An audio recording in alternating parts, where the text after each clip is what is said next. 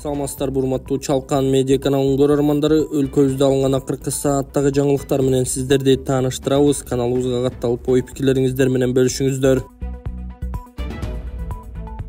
Садыр Жапаров сөз эркиндиги боюнча рейтингти ага жамынган бузукулар түзөт. Адам укугу сөз эркиндиги боюнча дүйнөлүк рейтингти дал ушул сөз эркиндигине жамынган бузукулар түзөт. Бул тууралуу мамлекет башчы Садыр Жапаров Кабар агенттигине берген маегинде билдирди. Өлкө башчы Кыргызстанда адам укугу сөз эркиндиги сакталып жатканын айтып, Кыргызстан адам укугу сөз эркиндиги боюнча дүйнөлүк рейтингте бир тепкичке ылдыйлады деген кептерге жооп берген. Дүйнөлүк рейтингти дал ушул сөз эркиндигине жамынган бузукулар түзөт. Эгер биз алардын айткан шарттарын элибиздин табиятына туура келбеген бузуку саясатын кабыл алып, элибиздин арасына таратып сиңирип турсак, анда адам укугу сөз эркиндиги жаатында алдыңкы орунга чыкмакпыз. Бизге мамлекетти, элди моралдык жактан бара-бара талкалап жок кыла турган андай биринчиликтин кереги жок. Сөз эркиндиги жок дегендер, сөз эркиндиги деген терминге жамынып алып, каалаганын кылып келгендер. Сөз эркиндигине жамынып алып, өлкөгө бүлүк салууну пландап жүргөн ылжемекенчилдер биз өлкөгө бүлүк салгысы келген андай арам ойлууларга жол бербейбиз.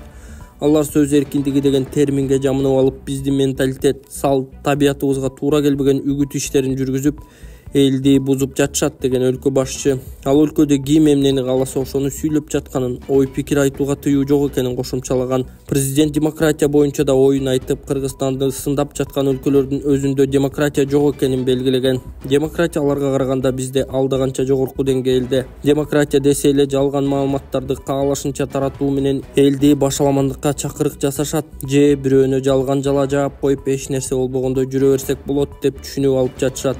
Биз демократияны туура пайдаланганга үйрөнүшүбүз керек деген ал. Урматтуу мекендеш, Ширетмен тиркемеси жакшы мүмкүнчүлүктөрдү жарыялап жатат. Эгерде сизде ширетүү цехиңиз болуп, кайсы бир товарды өндүрүп келсеңиз, мындан ары Ширетмен тиркемесине жайгаштырып, товарыңызды сатууга мүмкүнчүлүк ачылды. Ошондой эле курулуштарга жакшы ширетүүчүлөрдү Ширетмен тиркемесинен табууга болот. Ал үчүн Ширетмен тиркемесин Google Play'ден же App Store аркылуу жүктөп алып, регистрация кылып коюу жетиштүү болот. А эгерде автоунааңыз бузулуп, уста издеп жаткан болсоңуз, дал ошол Ширетмен тиркемесинин иштөө принциптеринде эле автомен тиркемесин көчүрүп алып пайдалансаңыз болот. Автомен тиркемеси аркылуу автоунаа усталарын оңой тапканга, алардын түрлөрү же тажрыйбасына карап, автоунааңызды оңдотуп алсаңыз болот. Кененирээк маалыматтарды төмөндөгү Instagram баракчадан же сайт аркылуу таанышсаңыздар болот. Сүйүнгөнүмдөн ыйлап алдым. Ак Ордодо үйү түрттүрүлгөн марал айым кызыл китеп алды. Бишкектин Ак Ордо 3 конушунда үйү түрттүрүлгөн Эркинбек Жолдош менен Марал Шаболотова кызыл китеп алышты. Бул тууралуу Марал Шаболотова редакцияга ырастап кубанычы менен бөлүштү.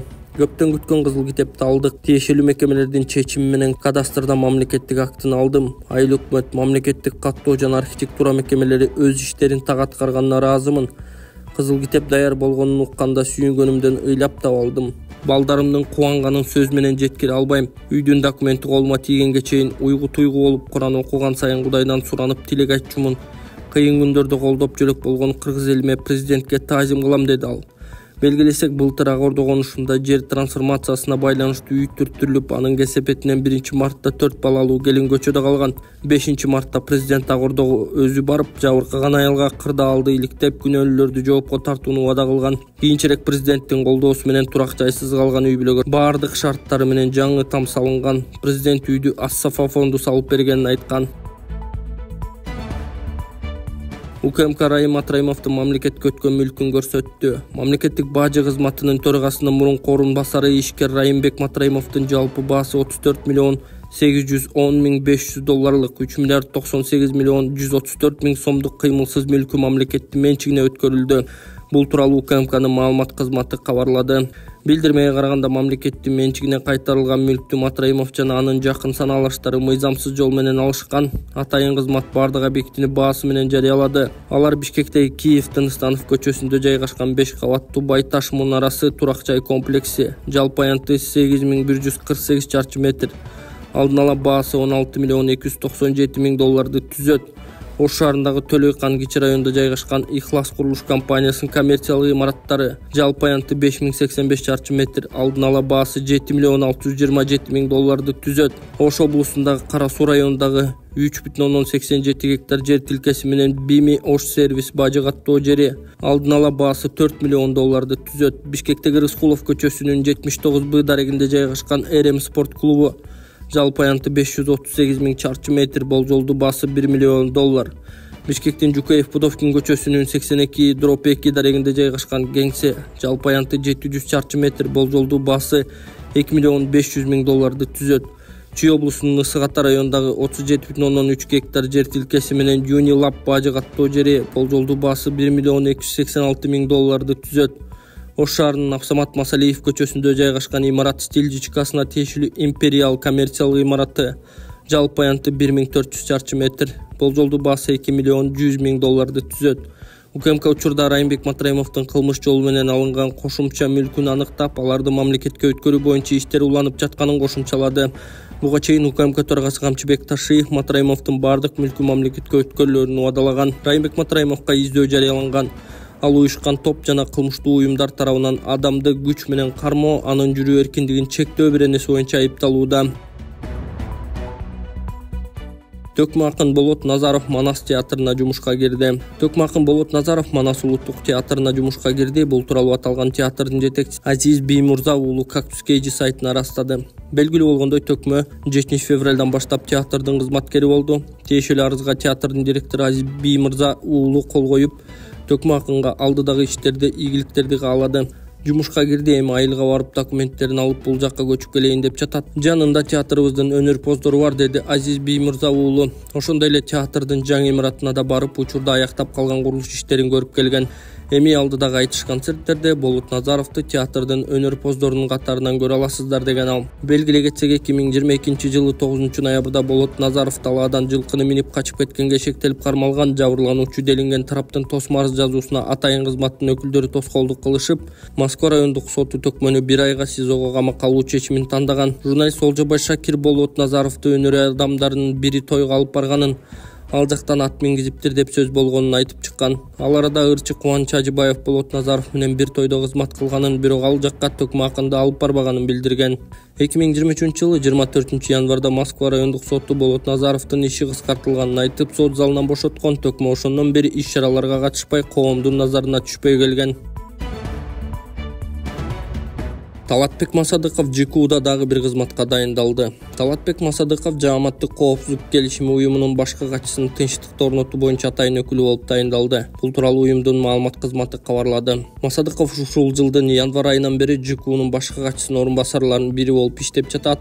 Эми ал эки кызматты бирдей алып бармакчы. Саламатсыздарбы, мен Эл Үмүтов фондунун жетекчиси Болотбек Айдаркулов. Сиздерге отчет катары сбор башталгандан бери 3 февралга карата сколиоз оорусу менен ооруган кичинекей кызыбыз Маликага 200 000 сом акча каражаты чогулду. Дагы 1 миллион 580 000 сом каражат жетпей турат. Келиңиздер, ушул видеого 1 мүнөт убакыт бөлүп, ушул Малика үчүн дагы бир жолу ушул каражаттын топтолушуна себепчи болуп кетиңиздер. Саламатсыздарбы, урматтуу кыргыз элим. Ушу сиздердин жардамыңыздарга муктаж болуп турабыз. Кичинекей кызыбыз Малика ушу кичинекей кезинен бери ушу сколиоз оорусу менен жабыркап келет. Ушу кызыбыздын биз дагы айыгып кетишин, элдин балдарында болуп ойношун, тилеген максаттарына оюна жетишин аракет кылабыз. Ушуга сиздердин жардамыңыздар керек. Ошого биздин акчабыз, каражатыбыз жетишпей атат. Ошого жардам берип коюшуңуздарды өтүнөбүз. Акчага котором десеңиздер, Сбербанк Болотбек С деп чыгат, Мбанк Болотбек А деп чыгат. Ушул номерге которо берсеңиздер болот. Ага жардам берип коюңуздар, урматтуу кыргыз элим. Сиздерди жакшы көрөм. ТЭЦ боюнча соңку маалымат: үйлөргө жылуулук берилип, айланасы тазаланууда. 8 февралга карата бардык абоненттерге жылуулук, кысык суу берилип, Бишкек жылуулук тармагы штаттык режимде иштеп жатат. Бул тууралуу медиа штабтан кабарлашты. Ага ылайык учурда ТЭЦте 9 отказан агрегаты жана 4 турбо агрегат иштөөдө. Шаардыктардан түшкөн арыздар тез арада каралып жатат. ТЭЦтин айланасындагы жарылуудан кийин курулуш материалдарынын калдыктары тазаланып бүтүп калганы айтылды. Азыр ТЭЦтеги жарылган имараттын чатырын жабуу иштери жүрүп жатат. Ага 576 адам, 17 техника тартылган. Жеринде жылууну пункт катары 4 чатыр тигилген деп жазылат кабарда. Эске салсак, 2 февралга караган түнү ТЭЦте жарылуу болуп, Шаардыктардын айрым бөлүгүнө жылуулук жана ысык суу берүү үзгүлтүккө учураган. Кырсыктан 5 киши жабыркады. Денесинин 80-90% күйүп калган 2 жумушчу ушу тапта Туркияда даарыланып жатат. Иликтөөнүн жыйынтыгы менен жарылуунун очогу көмүр майдаланган тегирменде жайгашканы аныкталган. Бишкекте ТСНдеги жарылуудан кийин Түркмөнстан президенти Сердар Бердимухамедовдун жарлыгы менен Кыргызстанда 2000 тонна суютулган газ жөнөтүлгөн. Министрлик Ош менен Баткенге соода логистикалык борбор курууга өнөктөш издөөдө. Суу ресурстары, айыл чарба жана кайра иштетүү өнөр жай министрлиги жеке компанияларды жана инвесторлорду Ош жана Баткен облустарына соода логистикалык борборду курууга катышууга чакырды. Долбоор айыл чарба жана кайра иштетүү өнөр жайындагы инфраструктураны өнүктүрүүгө жана жакшыртууга багытталган соода логистикалык борбордун аянты 3 гектарды ээлейт. Максаты заманбап соода логистикалык аймактарды түзүү, айыл чарба продукциясын сактоо жана бөлүштүрүү үчүн аянтча берүү аркылуу айыл аймактарын өнүктүрүүгө көмөктөшүү. Өнөктөш болууда берилген мүмкүнчүлүктөр соода логистикалык борборлорду каржылоого жана курууга катышуу, жер тилкелерин берүү жана каттоо мүмкүнчүлүгү. Соода логистикалык борбордун натыйжалуу иштешин камсыз кылуу үчүн өнөктөштөрдү түзүү, жеңилдетилген кредиттерди берүүгө мамлекеттик колдоо көрсөтүү. Кызыккан компаниялар жана инвесторлор кызматташуу боюнча толук маалыматты министрликтин сайтынан ала алышат. Assalamualaikum туугандар. Биз Кудай кааласа бүгүн 3-турга старт берген алда турабыз. 1 саат алдыңкы видеону көрсөңүздөр, тапшыруу аземине болду. Эми бул оюнга билет алыш керек. 500 сомго камера отургузуш керек туугандар.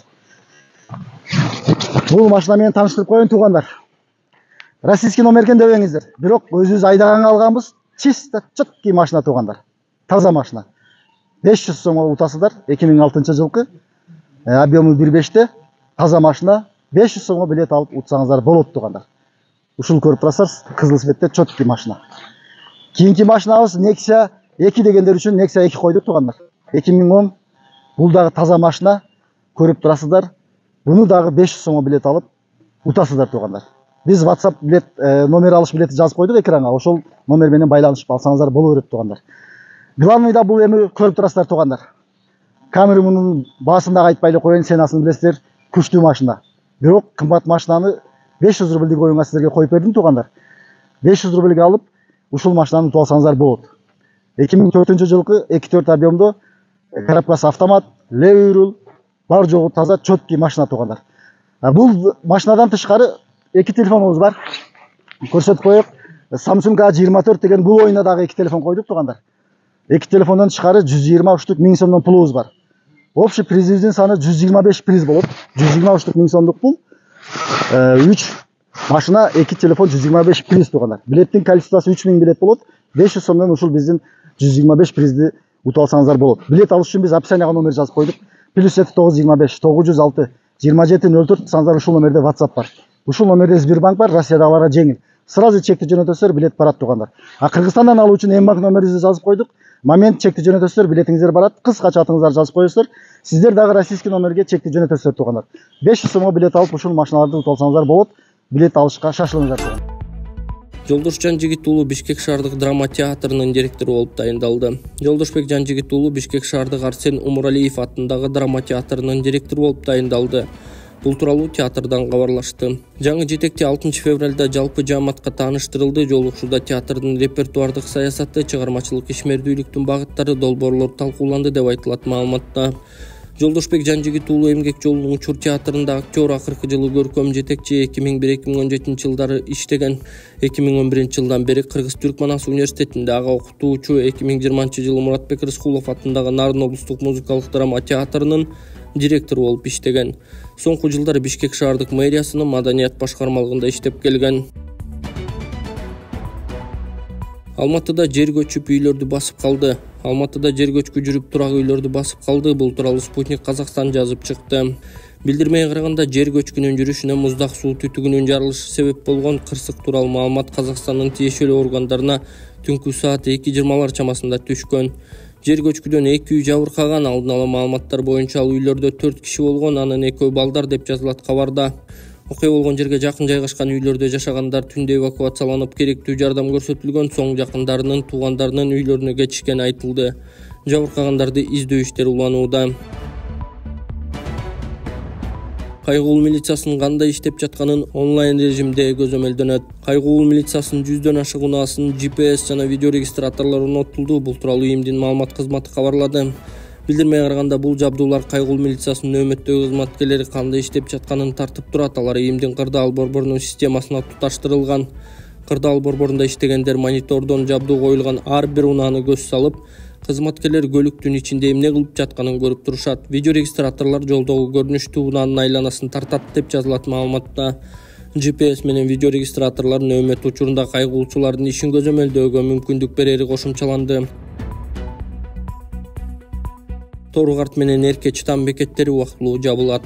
Кыргызстан менен Кытайдын чек арасындагы Тооругарт менен Эркеч там бекеттери убактылуу жабылат. Бул тууралуу чек ара кызматынан кабарлашты. Билдирмеге караганда өткөрүү пункттары Кытайда жаз майрамына байланыштуу 10 февралдан 12 февралга чейин жабык болот. Бул күндөрү чек арадан адамдар да, транспорт да өтө албайт. Бекеттердин иши 13 февралда жандана турганы кошумчаланды. Кыргызстанда 361 адам өмүрүнүн аягына чейин эркинен ажыратылган. Кыргызстандын түрмөлөрүндө өмүрүнүн аягына чейин эркинен ажыратылган 361 адам отурат. Бул туурасында мыйзамсыз соттолгондор жана жаза өтөөдөн мөөнөтүнөн мурда шарттуу бошотулгандар боюнча иликтеген депутаттык комиссиянын корутундусунда жазылган. Жогорудагыдай жаза алган жарандардын ичинен 154-ü президенттин алдындагы комиссияга ырайым кылуу жөнүндө өтүнүч менен кайрылган. Натыйжада 8 адамдын суранчы канааттандырылып, калганы четке кагылганын белгиленди. Мындан сырткары 501 соттолуучу жаза өтөөнүн мөөнөтүнөн мурда шарттуу бошотууга сотко сунуш кирген. Натыйжада соттун чечими менен 180-и бошотулуп, 321-ин өтүнүчү канааттандырылган эмес. Буга жасаган кылмышынын ооругу узак мөөнөткө кесилген, тийиштүү органдардын терс мүнөздөмөсү экстремисттик материалдарды таратуусу негиз болгон.